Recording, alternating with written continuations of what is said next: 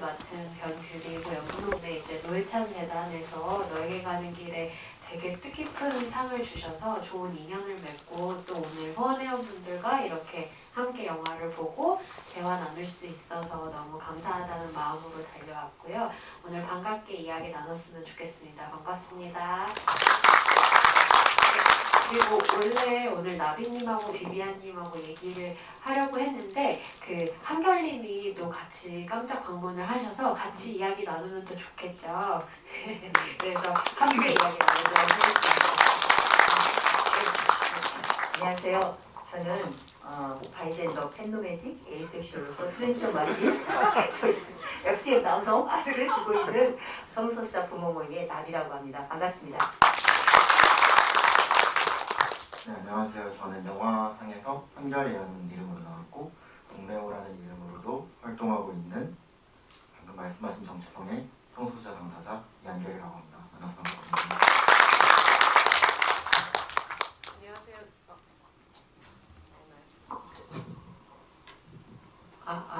네. 안녕하세요. 저는 27살 게이 아들을 둔 엄마 비비안이고요. 오늘 너무 많은 분들 저희 영화 보러 이렇게 먼 길 와주셔서 너무 감사드리고 이런 장소에서 영화 볼 수 있게 만들어주신 노회찬 재단에 너무너무 감사드리고 저희 또 상도 주셔가지고 저희가 활동하는데 굉장히 큰 힘을 받고 있습니다. 와주셔서 감사합니다. 그럼 저희 앉아서 이제 이야기 진행하도록 하겠습니다.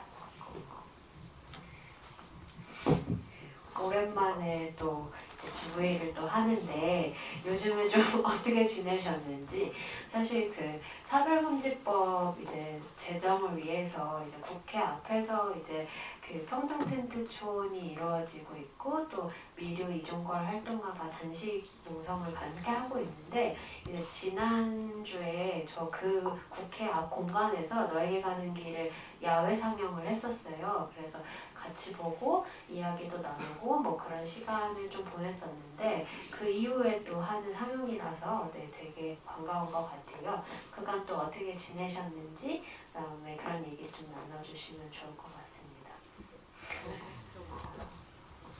저는 요즘 비행 근무를 또 하고 있어가지고 오늘 아침에 필리핀에서 새벽 5시에 랜딩하고 도착해가지고 집에서 좀 자고 이렇게 나왔고 저희 영화가 지금 극장에서 사실 안 하거든요. 근데 집에서 편히 보실 수 있는 기회도 있는데 이렇게 또 직접 와서 또 봐주시고 저희 만나러 와주셔서 너무 감사드리고 저는 이 관객과의 대화를 오면 저희한테 힘을 주시는 이 관객분들이 너무 많고 저한테 너무 좋은 에너지를 주시기 때문에 진짜 스케줄이 되고 시간이 되는 대로 무조건 오려고 노력하고 있거든요. 그래서 앞으로도 저희 영화가 더 널리 좀 알려져가지고 많은 분들이 영화 보시고 성소수자나 혹은 성소수자 부모에 대해서 조금 더 연대하는 마음을 가져주시기를 바라면서 오늘도 아주 기쁜 마음으로 달려왔습니다.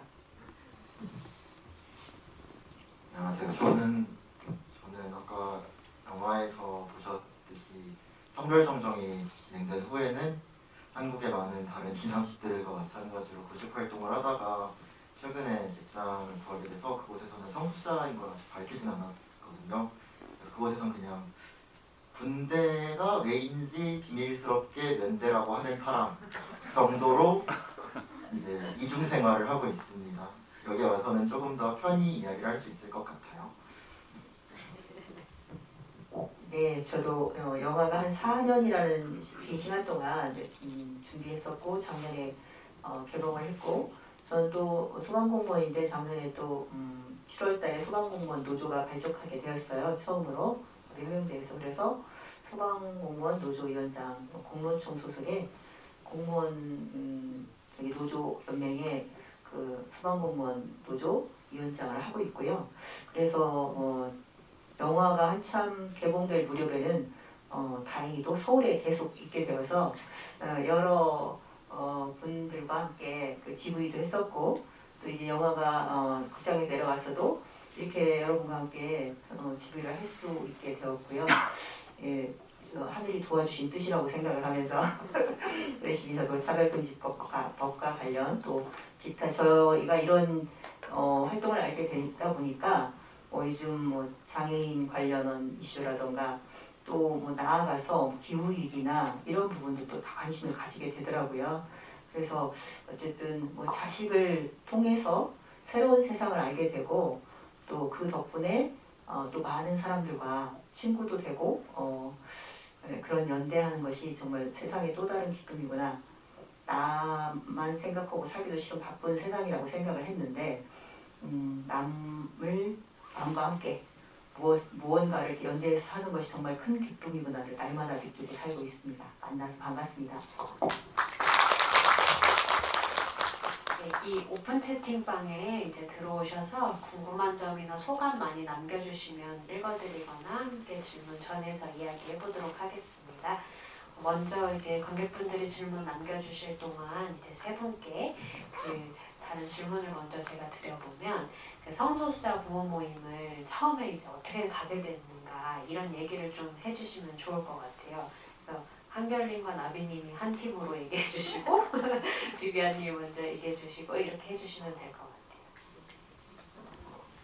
같아요. 저는 2016년에 저희 아이가 21살 때 저한테 이제 커밍아웃이라는 걸 했는데 성소수자들이 커밍아웃을 하는 이유는 사실 그때는 사실 저도 몰랐거든요. 근데 제가 성소수자 부모가 되고 나서 보니까 제가 성소수자 부모임을 인지했을 때 제 얘기를 남한테 하는 게 되게 힘들더라고요. 처음에는.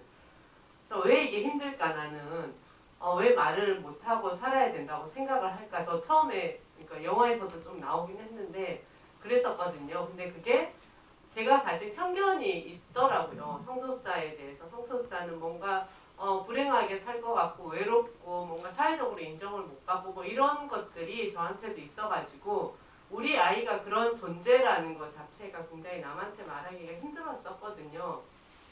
근데 저희 아이가 커밍아웃을 하면서 부모 모임에 같이 가자고 하는 거예요. 근데 그때 사실 부모 모임에 갈 용기가 많이 안 났었지만 아이가 이제 어렵게 커밍아웃했고 부모와 함께 그 부모 모임에 가서 내 얘기를 좀 공감해 달라고 요청을 하니까 아이의 부탁이니까 들어줘야 되겠다 하고 사실 어렵게 부모 모임에 가기 시작했는데 제가 저희가 한 달에 한 번 정기 모임을 하는데 계속 갈수록 제가 가진 어떤 편견이나 선입견, 성소수자에 대한 뭔가 내가 잘못 생각하고 있었던 것들이 그냥 없어지는 그런 옅어지는 그런 느낌이 계속 들었어요.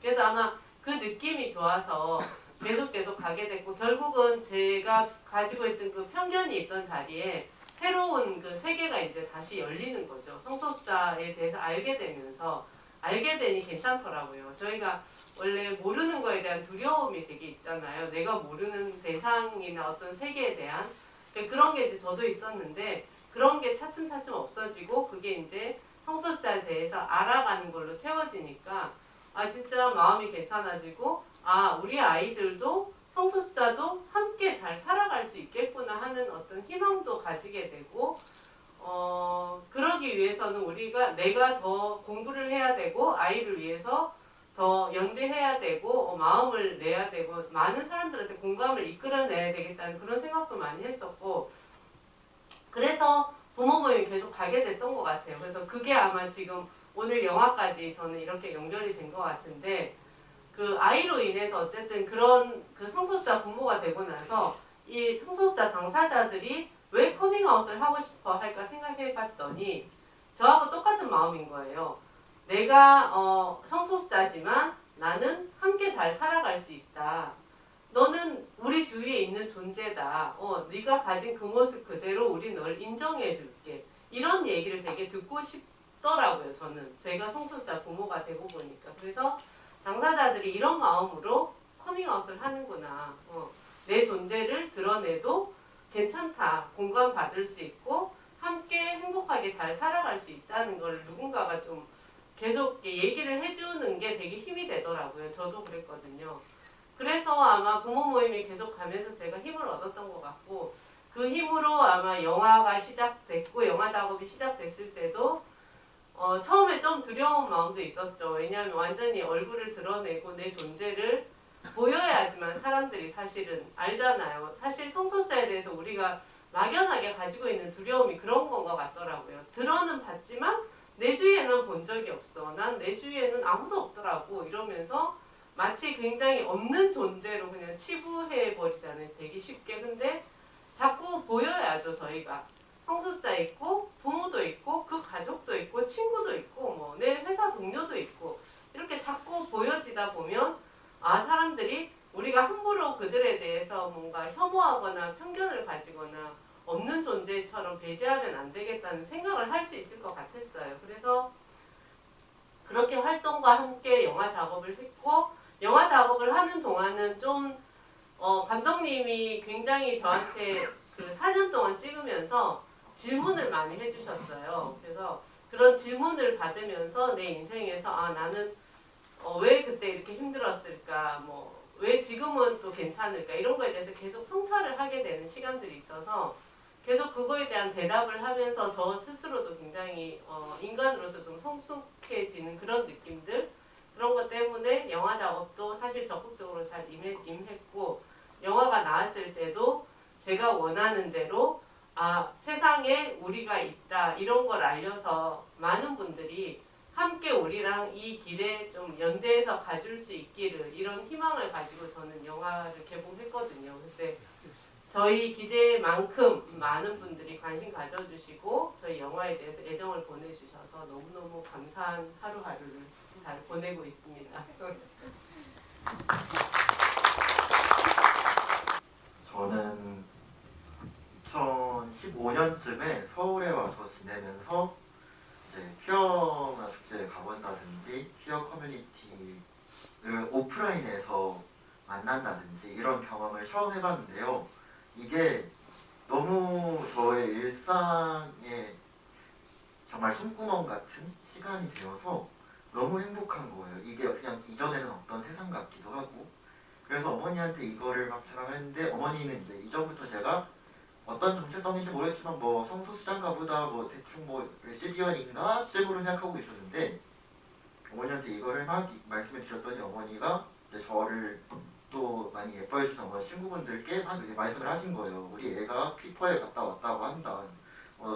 아우팅은 아니지만 아우팅 근처까지는 갈 수 있는 아슬아슬한 상황이었어서 그때 이제 저는 주변 사람들한테 거의 커밍아웃을 하지 않은 상태였기 때문에 어머니한테 막 예민하게 반응을 하고 뭐라고 하고 둘이 언쟁도 벌이고 이러다가 약간 타협점으로 찾은 게 성소수자 부모 모임이었어요.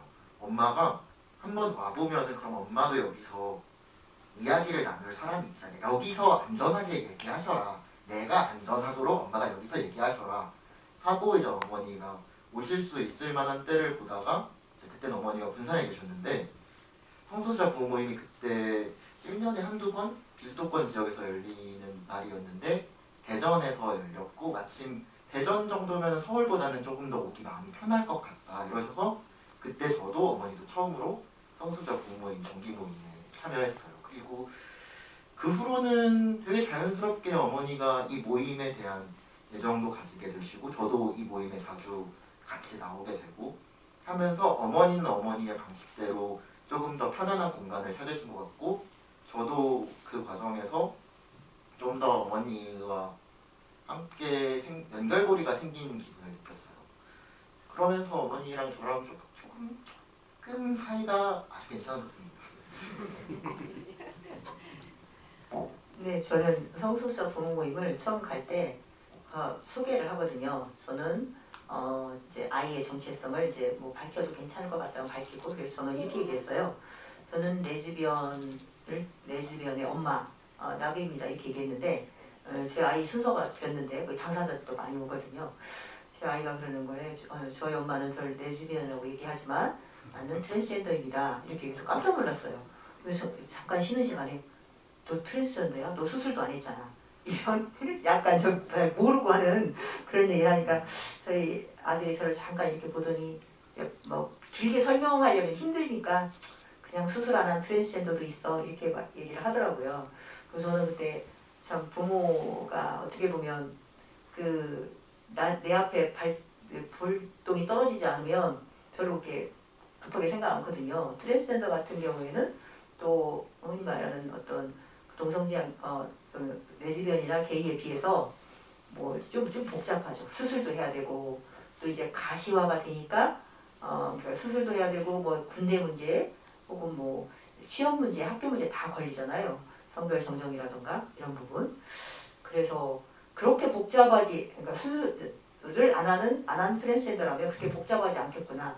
다행이다 정도로 얄팍한 그런 위로를 제 속으로 생각을 했죠.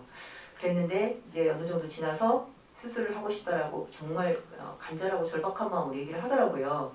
그때 저는 잠깐 그 생각을 했어요. 쟤는 어렸을 때부터 이제 저희 아이가 여자친구한테 계속 연애 편지도 쓰고 그랬거든요. 유치원 때부터.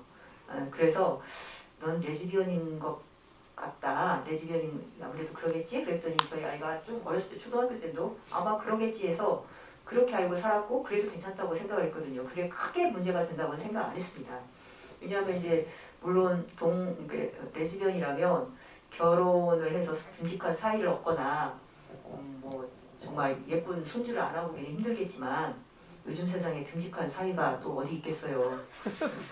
예쁜 손주 나오면 볼 때는 예쁘겠지만 또 키워줘야 되니까 힘들고 저도 해서 뭐 아쉽지만 뭐 어쩔 수 없지라고 생각을 했었거든요. 그런 정도로 제가 괜찮다고 생각을 했고 제 주변에다가도 자연스럽게 이제 얘기를 했었고 그때는 그게 본인의 의사와 반에 뭐 상관없이 얘기를 하는 게 아우팅인지도 몰랐었고 그렇게 생각을 했었고 괜찮다고 생각했는데 왜 트랜스젠더라는 얘기를 오랫동안 못했을까 라고 그 당시에 저는 생각을 했는데 생각해보면 저는 중학교 때 저희 반에 레즈비언 친구가 있었어요.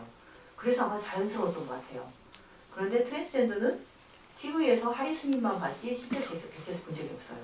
그래서 저희 아이가 어렸을 때부터 계속 나는 남자야, 나는 이를테면 그런 젠더에 관해서 고민하는 발언을 했을 때 저는 그냥 흔히 말하는 이렇게 약간 보이시한 여자애.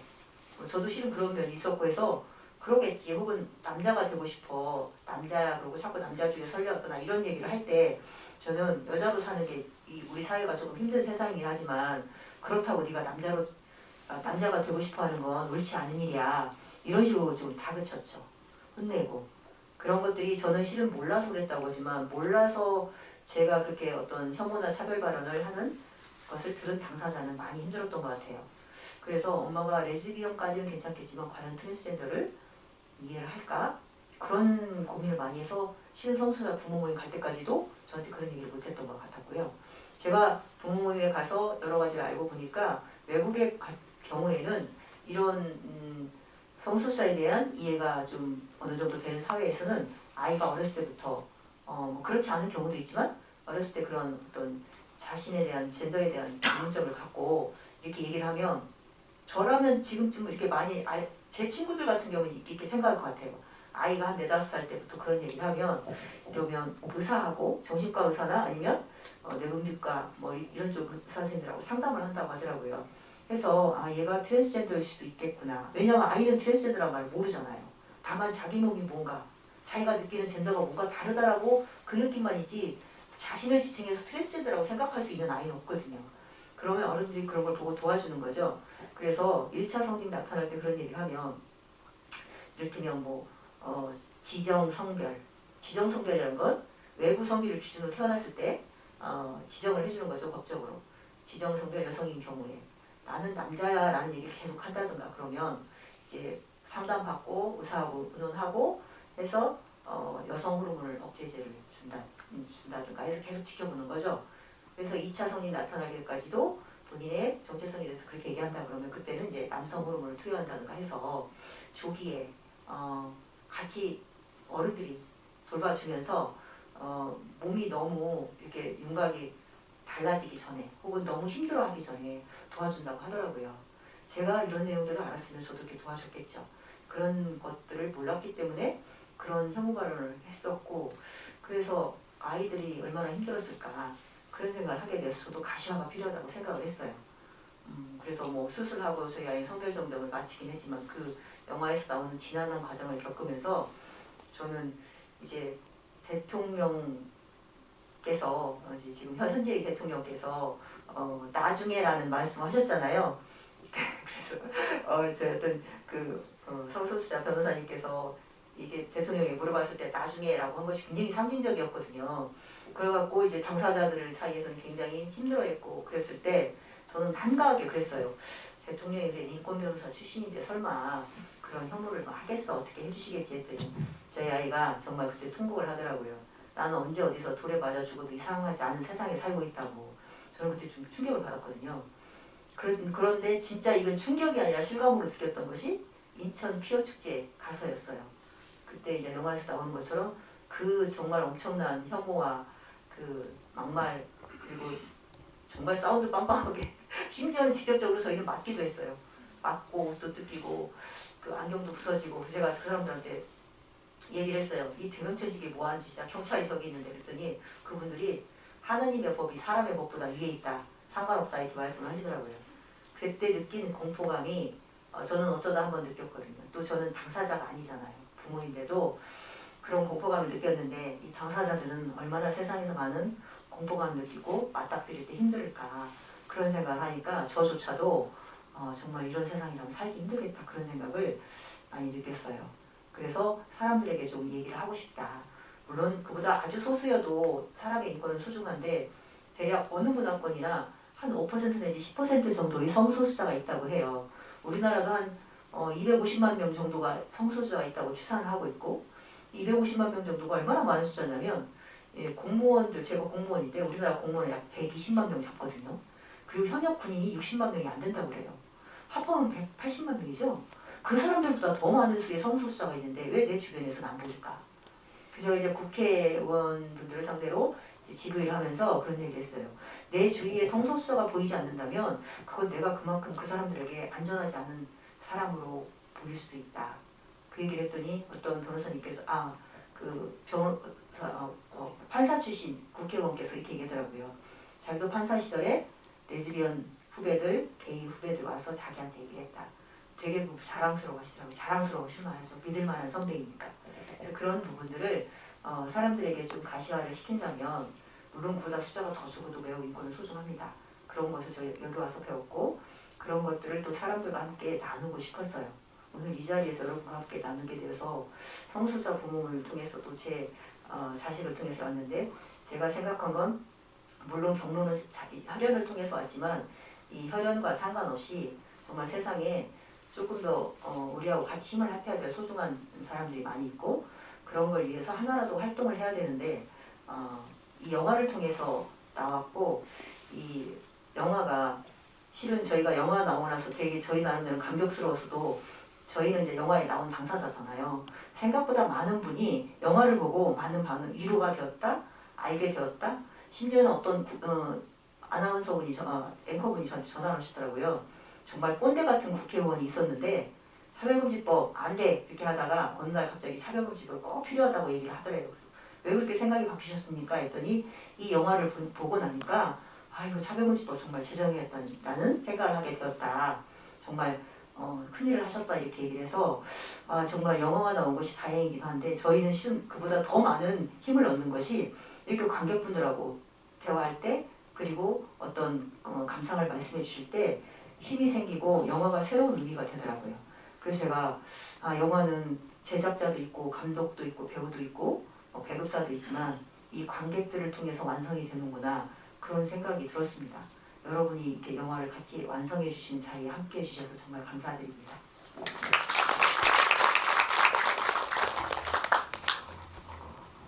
네, 질문. 성별정정 관련해서 이제 사실 이제 판사 성향에 따라서 이제 어떤 이제 기각이나 이렇게 해서 항고를 내리잖아요. 그 실제로 그런지 이런 질문을 주셔서 그거 한결님이 좀 설명해 주시면. 일단 결론부터 말하자면 100% 판사 성향에 달렸습니다. 똑같은 조건, 똑같은 예를 들어 수술 상태, 그리고 똑같은 서류 같은 걸 갖고 가서도 어떤 판사는 이거는 판례가 없다 이런 식으로 판례를 심지어 이야기를 해도 그냥 못 들은 채 하고 자기는 모르는 일이라고 발뺌하면서 아주 시간을 질질 끌다가 기각 처리하는 경우도 있고 이게 영화에서 처음 나왔던 사례고요.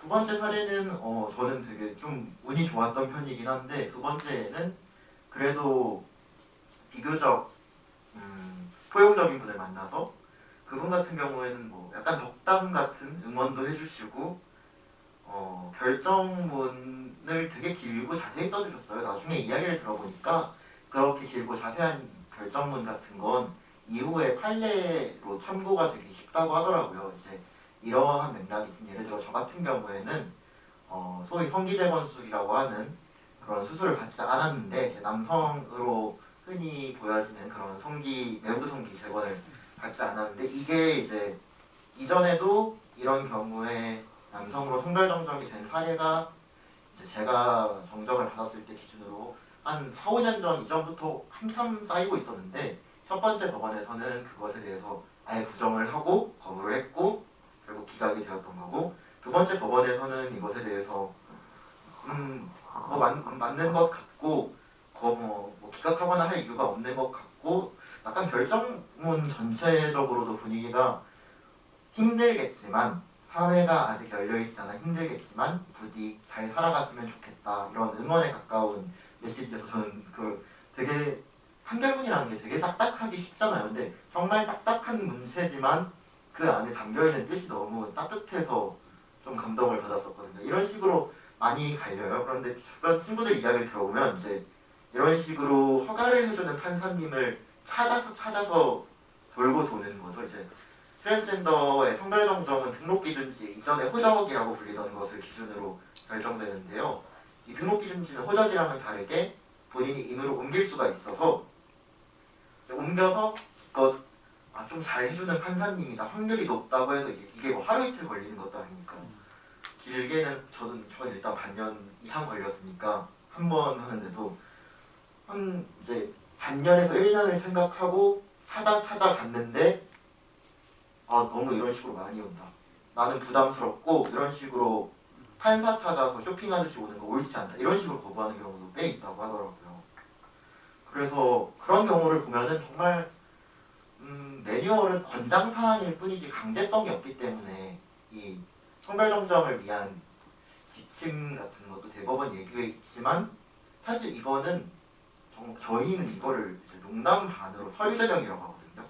이 서류를 다 갖추고 나서 판사분을 뵙고 성별정정 그 신문을 받는 거죠. 이 신문 과정을 이제 앞에를 서류 전형, 뒤에를 이제 면접 전형이라고 하는데 면접 전형은 정말 그러면 판사님의 성향에 걸린 거잖아요. 어떤 기준이 없으면 내가 어디서 정말 눈 밖에 나서 마음에 안 들면 점수가 깎여서 내가 또 기약 없는 몇 년을 기다려야 될 수도 있고 이 기각 자체가 일단 당장에 너무 마음에 박히는 거죠. 일단 최소 한 명이 혹은 하나의 사법기관 나를 부정했구나를 받고 시작하는 것이기 때문에 되게 위험한데 이 기각 자체가 트랜스젠더 당사자에게 되게 위험할 수 있는 일인데 이걸 결정을 어떤 명확한 기준 없이 규율 없이 권장만 합니다로 트랜스젠더는 알아서 서류를 준비하고 법원에서는 마음대로 그걸 기각하고 할 수 있는 환경이 되게 비합리적이다. 이건 부당하다라고 종종 느껴지더라고요. 저도 그때 제 촬영을 하면서 그 처음에 부모 동의서를 받아야 된다는 한결님 얘기를 들었을 때 굉장히 당황스럽더라고요. 뭐 나이가 40이 돼도 부모가 살아계시는 그 부모 동의서를 무조건 받아야 한다는 거예요. 그래서 이게 무슨 법인가? 그러니까 정말 성소수자를 미숙한 존재라고 이렇게 규정하고 있구나, 법 안에서도. 그런 생각이 되게 많이 들었었고, 물론 지금은 이제 그 부모 동의서라는 그 그것이 폐지되기는 했지만 사실 변호사님들 얘기를 들어봐도 관행적으로 지금도 현재 이제 성별정정을 하러 가면 부모님은 동의하시냐라고 이렇게 질문을 한다고 하더라고요. 그래서 이런 것들을 보면 다른 나라들 같은 경우는 되게 많이 성별정정을 이렇게 판사의 어떤 성향에 따라 결정하는 것이 아니라 그냥 신고하는 정도? 어떤 서류들을 갖춰서 내면 이게 큰 뭐가 없으면 이상이 없으면 이렇게 변경이 되기도 한다는데 우리나라도 어쨌든 이런 성별정정 관련한 개정이 좀 필요하다는 얘기를 또 같이 하고 싶었던 것 같습니다. 저도. 이거는 비비안님께 그 질문 드릴게요.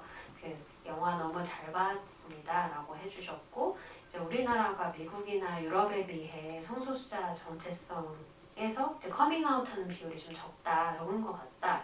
이게 두려움 때문에 그러는 것 같다는 얘기를 좀 해주셨는데 캐나다 다녀오셨던 얘기 좀 해주시면서 그 당시 상황 이런 것도 얘기해 주시면 좋을 것 같아요. 그렇죠. 근데 이게 다른 나라도 그러니까 뭐 저희가 흔히 말하는 선진국들도 예전에 지금 저희 같은 이런 시기를 다 겪고 지나갔는데 제가 그 영화 때문이 아니라 그 전에 다큐 프라임이라고 EBS에서 한 부모와 다른 아이들도 촬영을 했었거든요. 근데 그때는 캐나다에 있는 성소수자 부모님들을 만났어요. 실제로 그 가족들. 근데 그분들이 하신 말씀이 그 어떤 사회적 안전장치라고 하죠. 이렇게 뭐 한결님처럼 성별 정정을 할 때 뭔가 정확한 기준이 있고 뭐 이런 성소수자들이 뭔가 나를 드러내고 살아가도 뭔가 나는 혐오나 편견받지 않고 혹은 폭력당하지 않고 살아갈 수 있다는 어떤 사회적 안전장치가 있다면 훨씬 아이가 커밍아웃을 했을 때도 네가 덜 힘들었을 거야. 이런 얘기를 해주시는 거예요. 그러면서 그분들도 캐나다도 물론 이제 예전에는 그러지 않았지만 지금은 동성혼도 이제 법제화가 돼 있고 차별금지법 아주 기본적으로 돼 있고 이런 법들이 이제 있으니까 사람들의 어떤 사회적 인식이 그냥 따라간다는 거죠. 이런 게 있으니까 우리는 성소수자한테 함부로 말을 하거나 함부로 이렇게 그들을 대하면 안 돼. 이런 게 사람들이 그냥 그러니까 사람들의 생각이 성장한다고 하더라고요. 그래서 본인들도 아이들이 커밍아웃을 했는데 저희 아이는 21살에 했거든요. 근데 한국에서는 21살에 커밍아웃 하는 것도 되게 빠른 편이더라고요. 근데 캐나다에 가니까 다 10살, 11살 이때 해요. 그냥 정말 내가 만약에 동성애자라면 우리가 이성에 끌릴 때 동성애에게 끌리는 거거든요. 저희 아이는 14살쯤이었다고 하는데 캐나다 애들도 어쨌든 그 애들 나이로 10살, 11살에 뭔가 그런 끌리는 감정을 느끼면 그때 부모한테 커밍아웃 한대요. 그리고 심지어 트랜스젠더는 더 빨리 느끼니까 5, 6세면 다 안다고 하니까 그러니까 이제 그때 엄마 나는 여성으로 지정받았지만 난 남자야. 난 남자 줄에 설래. 뭐 이런 애들이 나타나면 부모님들이 아는 거죠. 이미 안전장치가 다 돼 있고 이미 인식이 이제 다 성장을 했기 때문에 그래서 아까 나빈이 말한 대로 빨리 병원 가서 그래 그러면 어떻게 앞으로 얘가 트랜스젠더가 될 수도 있겠다 이러면서 계속 관찰을 하고 관리를 하는 거라고 하더라고요. 그러면서 제가 21살에 아이의 커밍아웃을 받고 너무 한동안 되게 힘들었다 이런 얘기를 했더니 너희 나라가 법이 없기 때문에 사회적 안전장치도 없기 때문에 그거는 너한테 너무 당연히 힘든 일이다. 근데 자기들도 이해한다. 그러니까 빨리 이게 뭔가 사회적 안전장치들이 막 생기면 당연히 성소수자들이 커밍아웃이 좀 빨라지기도 할 것이고 빨라진다는 것은 혼자 힘들어하는 시간이 좀 줄어든다는 거죠.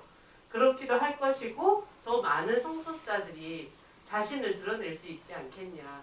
저희가 지금 차별금지법을 제정하자고 막 하는 이유 중에 하나가 저희 아이도 저도 이제 거기 굉장히 열심히 하고 있는데 저희 아이는 굉장히 본인을 드러내고 살고 싶어 해요. 영화에서도 보셨지만 좀 관종이에요. 그래서 어딜 가나 이렇게 남자친구, 그러니까 애인하고 함께 뭔가 이렇게 애정 생각도 되게 잘 벌리고 하는 스타일인데 저는 사실 얘가 이러다가 어디 길에서 뭐 폭력이라도 당하지 않을까 이런 걱정도 사실 하거든요. 물론 애한테는 그거에 대해서 뭐 얘기를 안 하지만 부모 마음이 그렇잖아요. 얘가 어디 가서 맞으면 어떡할까 뭔가 구타를 당할 수도 있지 않나 막 이런 생각을 하는데 사실 차별금지법이 그거잖아요. 내가 나임을 드러내서 누군가 나를 차별하고 혐오했을 때 나 차별받았다고 말할 수 있는 거거든요. 그래서 정말 차별금지법이 있다고 모든 게 해결되진 않지만 최소한 성소수자들이 좀 본인을 드러낼 수 있게 되는 그런 사회가 좀 오지 않을까. 특히 우리 청소년 성소수자들 청소년 때가 되게 힘들잖아요. 원래도 힘든데 얘네는 거기다가 어쨌든 본인의 정체성 때문에도 더 힘들거든요. 그래서 청소년 성소수자들이 뭔가 학업을 지속하기가 힘들고 심지어 자살률도 엄청 높아요. 자해 시도율도 높고. 그러니까 사회적 안전장치들이 하나둘 마련이 된다면 그들이 본인의 존재 때문에 괴롭고 힘들어하는 시간을 좀 줄일 수 있고 내가 좀 남들과 다르다고 느꼈을 때 누군가에게 얘기도 좀 할 수 있고 사실 얘기를 못하면 마음의 병이 나니까 부모가 아니라 친구에게라도 할 수 있고 이런 사회 분위기가 되지 않을까. 그러면 당연히 주위에서도 성소수자들을 많이 보니까 사회적 인식도 당연히 올라가겠죠. 어디든 성소수자가 있으니까. 그리고 질문에 있어서 제가 하나만 조금 덧붙여서 말씀드리자면 아까 여기에 보니까 무지개 굿즈를 달고 다니고 싶다는 분들이 좀 있더라고요. 이거 진짜 좋으신 생각이에요. 왜냐하면 우리나라처럼 이렇게 성소수자에 대한 인식이 지금 낮은 나라에서는 저 사람이 어떤지 모르기 때문에 내 얘기를 할 수가 없거든요. 근데 만약에 내가 무지개 끈을 가방 같은 데 달고 다닌다 혹은 내 책상에 무지개 조그만 뭐 깃발 같은 것도 있거든요. 그런 걸 하나 세팅을 해뒀다 이러면 주변에 있는 성소수자들이 보고 저분은 안전한 분이구나. 우리에게 뭔가 열려있고 굉장히 생각이 유연하신 분이구나. 나는 저분한테 나를 드러낼 수도 있겠다는 어떤 가능성을 가지거든요. 그러면 마음의 위안을 얻을 수 있죠. 그래서 그거 진짜 좋은 생각이시고 오늘 오신 분들이 조금 그런 거 실천해 주시면 성소수자들이 조금 편안하게 살아갈 수 있는 사회를 앞당기는데 굉장히 앞장서시는 게 되니까 꼭 그렇게 좀 해주십시오. 이거 저도 방금 하신 말씀에 되게 동의하고 저는 이제 직장이 2호선 라인에 있어서 오늘 2호선을 타고 여기를 왔는데요. 아시는 분들은 아시겠지만 퇴근 시간대 2호선 정말 사람이 많잖아요. 바글바글하고 그냥 사람만으로도 너무 답답한 기분인데 어쩌다가 운이 좋게 자리에 앉았거든요. 근데 앉아서 핸드폰을 보다가 어디쯤 왔지 하고 딱 고개를 들었는데 한 여기쯤에 계신 제 바로 앞줄 그러니까 서 있는 분 중에 어떤 분이 책을 읽고 계셨는데 그 책이 제목은 정확히 못 봤는데 아주 명확하게 트랜스젠더 프라이드 플래그가 그려져 있는 책인 거예요. 그러니까 트랜스젠더에 대한 책인 거죠. 근데 그냥 매일 타던 2호선이고 그냥 그렇게 사람이 많은 거 아무것도 변하지 않았는데 그 순간 그 칸에 되게 안전하다고 느꼈어요. 여기에 적어도 한 명은 트랜스젠더가 뭔지 알겠구나. 적어도 이 책에 관심을 그렇게 트랜스젠더 프라이드 플래그를 걸었는데 트랜스젠더는 죽어야 된다 이런 책은 아닐 거 아니에요. 적어도 한 명은 여기서 내가 트랜스젠더라는 이유로 무자비하게 차별할 사람은 아니겠구나. 이게 갑자기 새삼스럽게 인식이 되면서 마음이 확 놓이더라고요. 저는 가끔 그런 순간들을 마주하면은 그냥 그 순간, 그 이전의 순간들이 폭력적이었다기보단 그냥 그 순간이 너무 소중하고 안전하게 느껴지더라고요.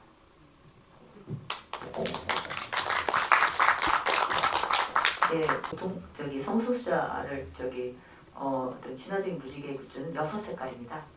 빨주노 초 파남보에서 남색이 좀 빠진 빨주노 초 파보 그리고 이쪽에 성소수자 어떤 무지개 깃발 있고 이쪽에 이제 트랜스젠더 저는 이 트랜스젠더 색깔을 뱅글도 하고 목걸이도 하고 깃발도 했거든요. 이런 형태로 본인들의 어떤 나타내는 그런 깃발 혹은 작은 굿즈 있으면 말씀드리면 되게 안정감을 느낄 것 같고요. 질문 중에 매불쇼 이건 매불쇼에 나온 소방관이시냐고 누구를 물어보셨는데 맞습니다. 매불쇼에 나온 소방관이 저고요. 그리고 또 하나 그 장애인이면서 성소수자 자식을 두신 분이 계시냐고 여쭤봤는데 저는 실은 성소수자 부모 모임도 있지만 또 따로 트랜스젠더 부모 모임도 있어요. 그 안에 소모임으로 트랜스젠더가 보통 성소수자 전체의 약 10% 정도라고 제가 추정을 해요. 그러니까 트랜스젠더, 논바이너리, 젠더 기여해서 그러면 대충 우리나라도 김순석 교수님께서 아까 말씀하신 그런 추산을 25만 명 정도 얘기를 하거든요. 트랜스젠더 부모 모임을 소모임을 하고 있는데 저번 주에는 이런 분이 오셨어요. 본인이 장애인인데 이제 자식이 트랜스젠더 이어서 이제 오신 분도 계셨고 또 제가 어느 지역에 갔을 때는 장애인이신 분이 본인이 성소수자다. 근데 이제 장애를 어렸을 때부터 이렇게 갖고 계셨기 때문에 부모님께서 성소수자 관련한 어떤 영상이 나오니까 나는 네가 그래도 장애인인 건 괜찮다. 너는 장애인이어서 괜찮다. 그런데 저런 성소수자면 뭐뭐뭐 하겠다. 차마 입에 담지 못할 말을 했어요. 그분이 저한테 얘기를 하면서 그럼 저는 어떻게 해야 돼요? 장애인인데 성소수자이기까지 한 저는 어떻게 해야 돼요? 그 얘기를 참 하시더라고요. 그래서 그래도 써주셨겠지만 힘들겠죠.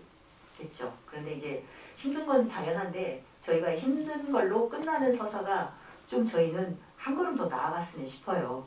힘들겠지만 힘든 건 사실이지만 그럼에도 불구하고 뭐 장애인 혹은 성소수자 그런 분들은 그 존재 자체가 힘듦의 어떤 원인이라고 생각하기보다는 조금 더 특별하다라고 생각을 해줬으면 좋겠다는 생각을 해요. 그래서 저도 제 아이가 트랜스젠더인 걸 이렇게 사람들한테 얘기하고 다녀요. 여름 같은 데 저희 제골 있잖아요. 짧은 제골로 이런 뱅글을 하고 있으면 꼰대 같은 서장님이 물어보시죠. 한마디 하고 하시는 거죠.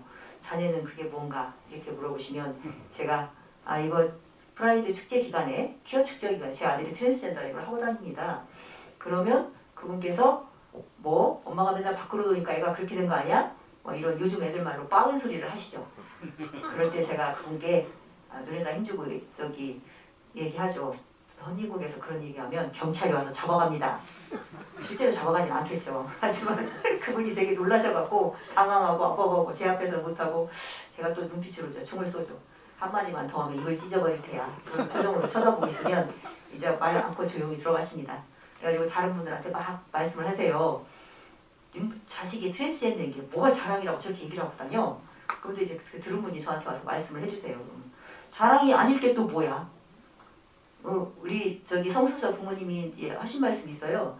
저희 커밍아웃 스토리도 나오는데 크리스찬이신데 독실한 크리스찬이신데 그분이 우리 성수자 자식은 하나님이 주신 특별한 귀함의 일부다 이렇게 말씀하셔서 저희는 성수자 자식을 하나님이 주신 스페셜 에디션이다 이렇게 생각을 하고 있거든요. 저희는 특별한 자식을 둔 게 자랑스럽고 훌륭하고 그 덕분에 많은 세상을 알게 되었기 때문에 자식이 스승이다 이런 얘기를 할 수 있게 지금 되었고 그래서 어려움 그리고 그 이후의 삶은 더 특별하고 행복하고 축복이다 이렇게 생각을 좀 저희는 하고 있어요. 그래서 어려움에 동감을 해주시는 그만큼 또 똑같이 특별함에 대해서 조금 더 지지해 주셨으면 감사하겠습니다. 돌아온다고 말씀을 하셨다는 거는 성소수자라면 떠나간다고 느끼셨기 때문이겠죠 아마. 근데 보통 성소수자들은 돌아오길 바란다는 말에 대해서 싫어하거나 아니면은 좀 회의적인 반응을 보이거나 이런 경우가 나는 언제나 여기 있었는데 이전에도 성소수자였고 그리고 이전에도 여기 있었고 앞으로도 성소수자일 거고 앞으로도 여기 있을 거고 나는 그냥 여기 있는데 왜 돌아오라고 하는지 성소수자 입장에서 잘 이해가 안 가는 거예요. 나는 그냥 여기 있었는데 여기 왜 자꾸 돌아오라고 하지? 내가 어딘가에 멀리 가버린 것처럼 정말로 다시 돌아올 수 없는 곳에 간 게 아닌데도 왜 자꾸 돌아오라고 할까? 이런 고민을 하는 거예요. 내가 그렇게 돌아오지 못할 잘못을 저지른 건가? 성소수자라고 말을 한 게 이런 고민을 하기도 하고 이제 조금 더 냉소적인 친구들은 몇 번 이해하지 못하겠다. 나는 그냥 나대로 살란다. 얘기 안 하란다. 이런 식으로 반응을 하기도 해요. 근데 일단 그건 성소수자들의 반응이고 보통 청소년기의 성소수자인 사람을 만난 분들은 이제 자녀나 학생으로 만나신 분들이 많으시겠죠. 그런 경우에 성소수자라고 밝혔는데 돌아올 수 있나? 라는 궁금증이 드셨다는 거는 걱정도 되고 뭔가 아주 유쾌하진 않았던 이야기로 느끼셨기 때문일 것 같은데 저도 10대 때 커밍아웃을 하면은 가끔 그런 얘기 들었어요. 일단 아직 결정된 건 없으니까 너무 그렇게 생각하지 마라. 이 사람들의 대부분의 말이 저를 생각하고 저를 아껴주기 때문에 한 말인 걸 저는 알고 있었거든요. 왜냐면 저를 너무 많이 챙겨주는 사람들이었고 아주 고마운 사람들이었는데 그럼에도 이 말을 들으면은 지금 내가 이 얘기하는 거 되게 불편하고 이 관계에 영향을 미치는구나. 제가 정말 따르는 선생님도 계셨고 제가 정말 좋아하는 거 예를 들어서 이모라고 소위 부르는 어머니의 친구들이라든지 이런 분들도 계셨는데 내가 지금 말 잘못한 거구나 이 생각이 확 드는 거예요. 그러다가 그냥 얘기를 안 하게 되더라고요 점점. 근데 또 고민을 해봤어요. 근데 내가 여기서 얘기를 단순히 안 하는 게 아무 해결책이 안 될 텐데 어떻게 하지? 이런저런 고민을 했는데 성소수자 당사자로서 일단 돌아올 수 있는지에 대한 질문은 간단하게 그냥 가장 비성소수자가 이해하기 그나마 쉬운 동성애자를 놓고 이야기를 해보자면 약간 그런 거겠죠? 예를 들어서 내가 아들이 있는데 나한테 게이라고 말을 했는데 그러면 돌아오길 바란다는 건 여자 만나서 결혼하고 어머니에서 뭐 손주 보고 이런 걸 원하시는 거겠죠? 근데 여자를 만날 수도 있겠죠?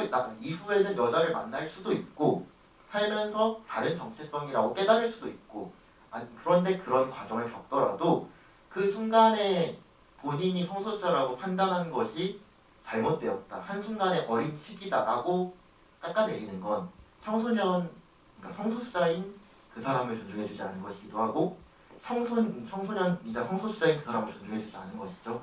양쪽 다 양방향의 존중이 부족해서 나오는 상황이라고 생각을 해요. 성소수자가 많은 고민을 내리고 누구보다 많은 고민을 하고 그런 발언을 하는 게 사실이지만 그렇다고 해서 그게 영원하지 않을 수도 있어요. 그렇지만 영원하지 않기를 바라는 건 그 정체성이 잘못됐다는 생각에 기반되어 있을 확률이 있다고 생각합니다. 언젠가 바뀌기만을 바란다는 건 이게 옳지 않기 때문에 여기만 안전하고 여기는 정상적이니까 여기로 얼른 돌아오지 않으면 없는 사람 취급, 떠나간 사람 취급하겠다는 말처럼 들리기 쉽거든요. 그래서 뭔가 떠나가는 것처럼 느껴진다면 돌아오기를 기다리시는 것보다 함께 있는 방법을 찾아보시는 것을 저는 권해드리고 싶습니다.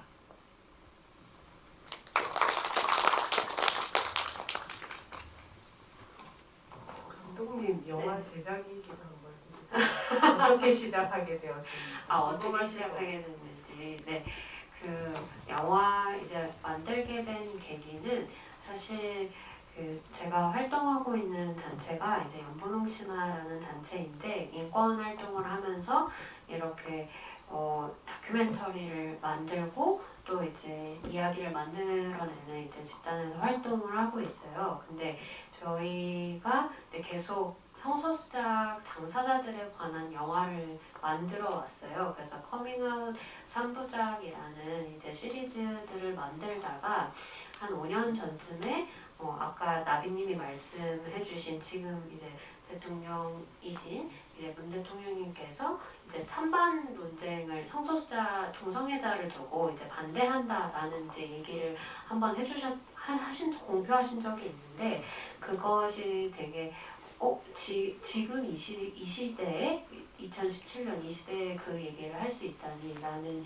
것이 되게 놀라웠었고 사실 이게 찬반의 프레임으로 보면 안 되는 것임에도 불구하고 성소수자 언론에서 대부분 성소수자를 다룰 때 찬성한다 반대한다 뭐 지지한다 지지하지 않는다 이런 식의 그 어떤 언어들을 사용하는데 사실 이 언어들 자체에 차별을 깔고 있는 말들인 거죠. 왜냐하면 누구의 존재 자체를 이제 찬성한다, 반대한다라고 말한다는 것은 반대할 수도 있다라는 것을 전제하는 것이기 때문에 근데 그거를 이제 가감없이 계속 언론에서 그런 식으로 얘기를 했고 당시에 그래서 성소수자 당사자들이 굉장히 공포와 절망감에 빠졌었어요. 그러니까 되게 유력한 대선 후보조차도 이제 어디 공공연하게 저렇게 얘기를 하는구나라는 공포감이 있었고 그럼 우리에게 앞으로의 4년, 5년은 어떻게 살아가야 하나? 이런 질문이 있어가지고 성소수자에 관한 이야기를 다시 만들어야겠다 이런 고민을 좀 하게 되었고 그래서 그때 이제 부모 모임에서 본격적으로 활동을 하신다라고 했을 때 저희도 이제 찾아가서 홍보 영상을 좀 만들었었는데 사실 부모님들이 갖고 있는 어떤 위치라는 것이 되게 주목할 만하다라는 생각을 하게 됐던 부분이 있었어요. 그러니까 한편으로는 내가 이제 내 자식이 성소수자라는 걸 몰랐을 때 이제 이야기했던 어떤 혐오 표현이나 뭐 미디어에서 뭐 홍석천이나 하리수가 나왔을 때 정말 아무렇지도 않게 던지는 그 말들이 아직 커밍아웃을 하지 않은 당사자들 입장에서는 내가 내 부모한테 커밍아웃을 하면 어떤 저런 혐오나 멸시를 당하겠구나라는 것을 직감적으로 알게 되는 거죠. 사실 그러면서 이제 부모와 갭이 생기고 어떤 비밀들이 생기는 거라고 생각을 하는데 그랬던 부모인 동시에 또 앞으로 아이한테 커밍아웃을 받았을 뿐인데도 불구하고 부모이기 때문에 성소수자가 겪고 있는 어떤 혐오의 차별이나 시선의 경험들을 이 부모는 똑같이 겪어야 하는 거예요. 그러니까 뭐 그러니까 아들이 있는데 뭐 여자친구 있어? 라는 정말 이런 친구의 간단한 질문 안에서도 나는 앞으로 어떻게 얘기를 해야 되지? 내 아이들은 게이인데 그걸 말하는 순간 저 사람은 날 어떻게 볼까? 이런 되게 연속적인 어떤 차별들이 일상 속에서 정말 너무나 이렇게 가까이 있는 거죠. 그래서 커밍아웃이라는 것이 정말 한순간의 어떤 일로 이루어지는 것이 아니라 한국 사회에서는 여전히 매일매일 커밍아웃을 해야 하고 내가 정말 이렇게 전 사회적으로 커밍아웃을 하지 않는 한 정말 누구를 만날 때마다 내 아들은 누구 뭐 게이야, 뭐 내 아들은 뭐 트랜스젠더야 이런 식으로 얘기를 해야만 되는 거죠. 그래서 그런 이야기들을 좀 담아보면 좋겠다. 그리고 그것이 이제 여성이고 엄마인 이 두 여성을 통해서 이야기하면 좋겠다. 이렇게 해서 좀 영화를 이제 제작하게 되었습니다. 그래서 네, 시간이 거의 다 됐는데 하나만 이제 질문을 하고 좀 이렇게 마무리 지어보면 좋을 것 같은데. 그 MBTI 같은 이제 성소수자 검사가 있는지 이런 질문을 좀 해주셔서 사실 제가 알기로는 이제 성소수자 당사자분들은 그 자신이 이제 느끼고 어떤 정체성이나 혹은 성적 지향이나 이런 것들을 알게 되는데 뭐 한결님이 조금 더 겉에서 설명해 주시면 좋을 것 같아요. 일단 검사를 통해서 성소수자들이 자신이 성소수자임을 확신하지는 않습니다. 대체로. 물론 그런 검사, 뭐 예를 들어서 좀 규정화된 아주 전문적인 검사가 아니라 인터넷에 있는 심리 테스트 같은 글을 보고 안심을 하는 경우도 더러 있다고 봤어요. 약간 고민을 하는 경우에 나는 성소수자, 나는 예를 들어 동성애자인가 이런 고민을 하다가 어쩌면 난 동성애자일지도 몰라를 그냥 가볍게 거기서 안심을 하고 가는 거죠. 난 여기서도 동성애자라고 하잖아. 난 동성애자일 가능성이 있을지도 몰라. 이런 경우도 있긴 한데 보통은 검사를 하기보다는 그냥 아는 거죠. 내가 어디에 속한 사람인지. 사실 그냥 저는 여기 있었는데 바깥에서 이름을 뭐라고 붙여놨으니까 아는 거죠. 트랜스더라고 하는구나. 나 같은 사람을. 나 같은 사람의 이름이 그거구나. 라는 걸 알게 되는 과정이 가깝고 뭔가 검사를 하기보다는 스스로를 돌아보다가 어느 날 문득 알게 되는 경우가 많은 것 같아요. 어느 날 문득 내가 남과는 다르다는 걸 알게 되는 쪽에 가깝습니다. 그리고 트랜스젠더 같은 경우에는 성별 정정을 위해서 혹은 의학적 요법을 뭐 수술이라든지 호르몬 요법 등을 위해서 이제 병원에서 소위 뿔배터리라고 하는 전문적인 검사를 받는데요. 보통 한 8, 9개의 정신과 그 질문 검사지 세트가 8, 9개 정도 되고요.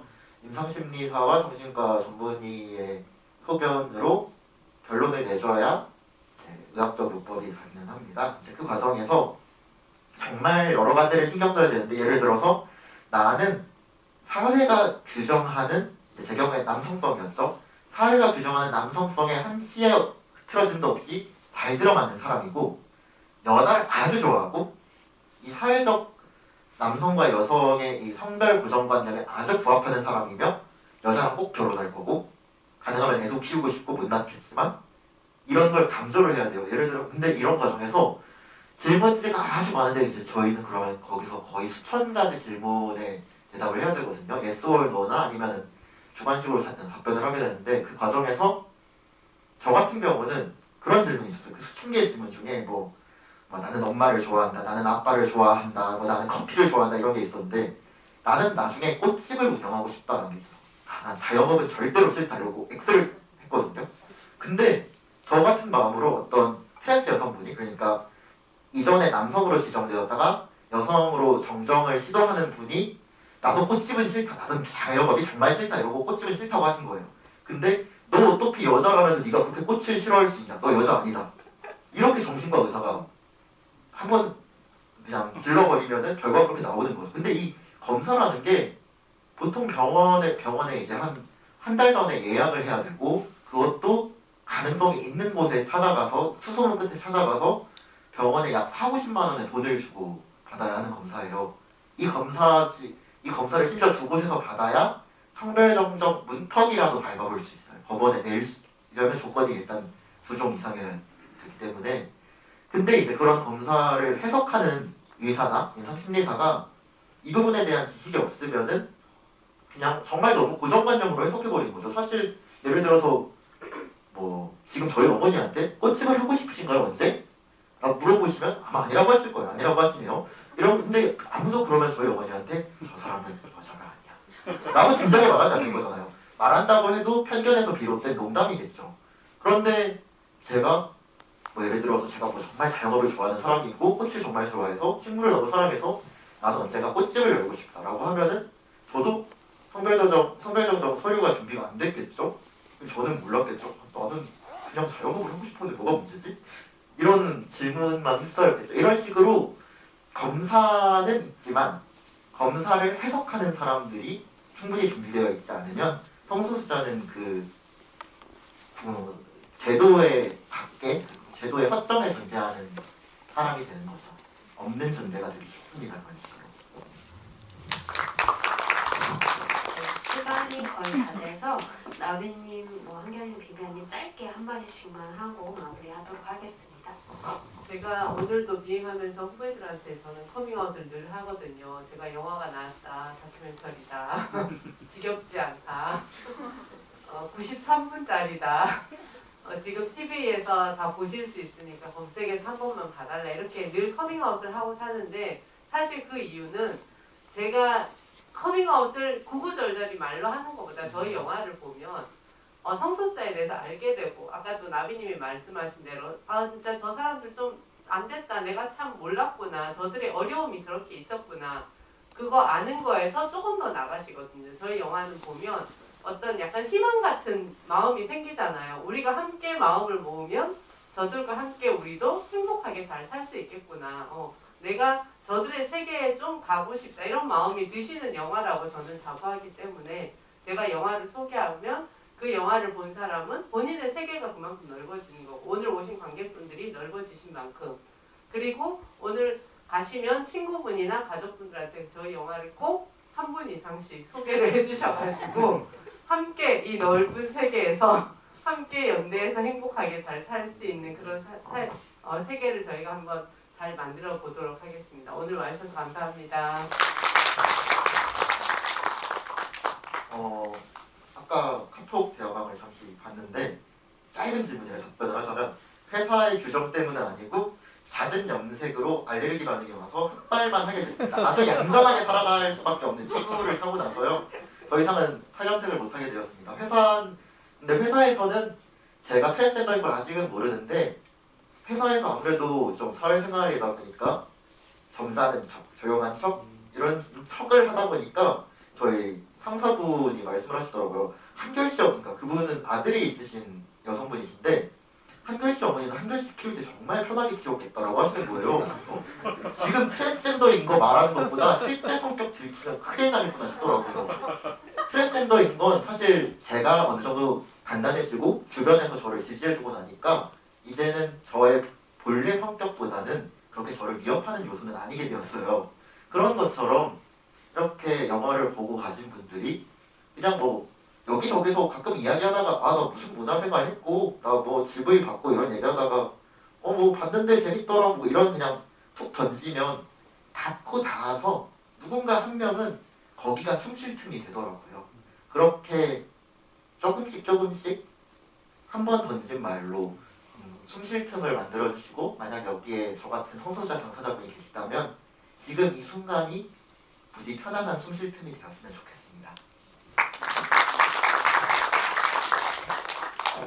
네, 여기 계신 모든 분이 그러하시듯이 저도 노회찬 의원님 참 존경하고 보고 싶었고 또 이 노회찬 의원님의 이름을 딴 재단 알고 있었는데 상 주신다고 해서 정말 반갑고 영광스럽고 뜻깊었거든요. 또 이렇게 이런 자리 마련해서 이 마음을 모아주시는 것이 정말 저희 성소수자와 성소수자의 부모 모임에 큰 위로가 되고 큰 힘이 되고 또 그 큰 상이라고 생각하는 부분도 있는데 분명히 또 이렇게 한 분 한 분 와주셔서 정말 이렇게 집중해 주시고 마음을 열어주시는 것이 저희한테 앞으로도 정말 큰 힘이 될 것 같습니다. 감사합니다. 노회찬 의원님이 사실 처음으로 차별금지법을 이제 함께 만들어주신 의원님이기도 하시잖아요. 그래서 성소수자 커뮤니티에서는 참 되게 감사한 분이고 언제나 다시 언급되고 이야기되는 분인 것 같아요. 그래서 저희도 오늘 이 자리를 함께해서 너무 감사하고 사실 너에게 가는 길은 새로운 어떤 가족관계 혹은 또 부모 자식의 관계를 좀 상상해보면 좋겠다라는 어떤 적극적인 제안으로 만든 영화인데 오늘 함께 그 제안에 응해주시고 또 함께 걸어주셔서 감사합니다. 또 오늘 이 시간 저희 즐겁게 했으니까 크게 한번 박수치고 마무리하겠습니다.